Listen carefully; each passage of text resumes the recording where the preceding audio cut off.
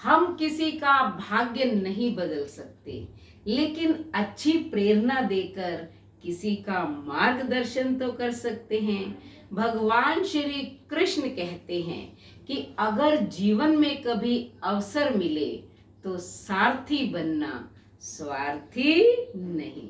राधे राधे। शर्मा जी की कहानी चैनल पर आप सबका हार्दिक हार्दिक स्वागत, अभिनंदन। एक बार की बात है, एक बहुत ही गरीब और विद्वान व्यक्ति था। वो चलते चलते पड़ोसी राज्य में पहुंच गया। उसने देखा वहां कोई समारोह हो रहा था। एक हाथी के गले में माला डाली हुई थी और लोग हंसते नाचते कूदते उसके पीछे पीछे जा रहे थे। उस राज्य के नियमानुसार हाथी जिसके गले में माला डाल देगा वो वहां का राजा बन जाएगा।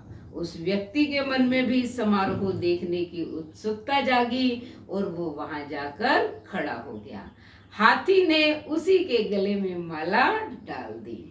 लोग बहुत खुश हुए क्योंकि उन्हें अगले 5 वर्ष के लिए राजा मिल गया।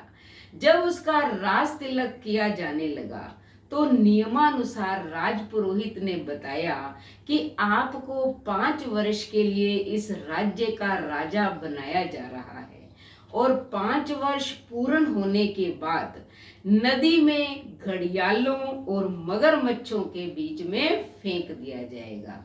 अब आपके अंदर अगर ताकत है, बुद्धि है तो उनसे लड़ना, संघर्ष करना, मुकाबला करना और नदी पार कर लेना। आपको दूसरे गांव में जाना है, नदी पार करके आप इस राज्य में वापस नहीं आ सकते। एक बार तो वह व्यक्ति सुनकर कांपने लगा कि ये क्या हो गया। फिर उसने सोचा चलो कोई बात नहीं, अभी तो बहुत समय है, 5 वर्ष का उसके पास समय है।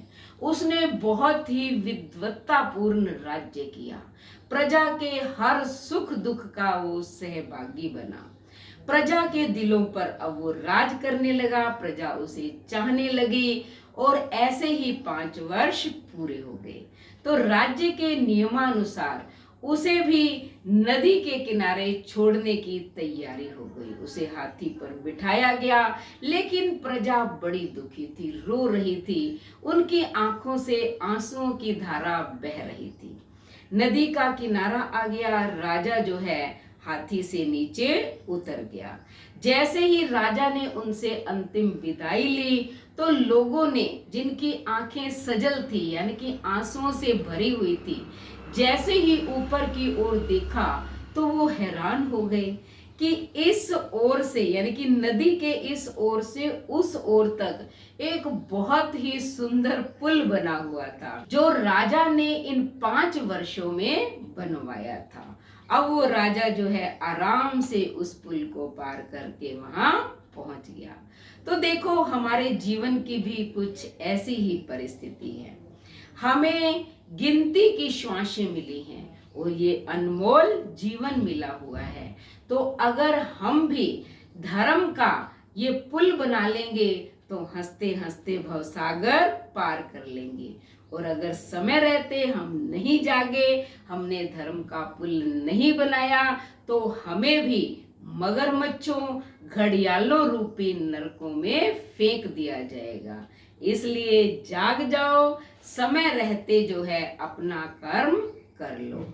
तो अगर ये कहानी आपको पसंद आई हो तो चैनल को सब्सक्राइब करें, लाइक और शेयर करें, कमेंट करें और बेल आइकन के बटन को दबाएं ताकि ऐसी ही मोटिवेशनल स्टोरीज की वीडियो का नोटिफिकेशन सबसे पहले आपको मिले।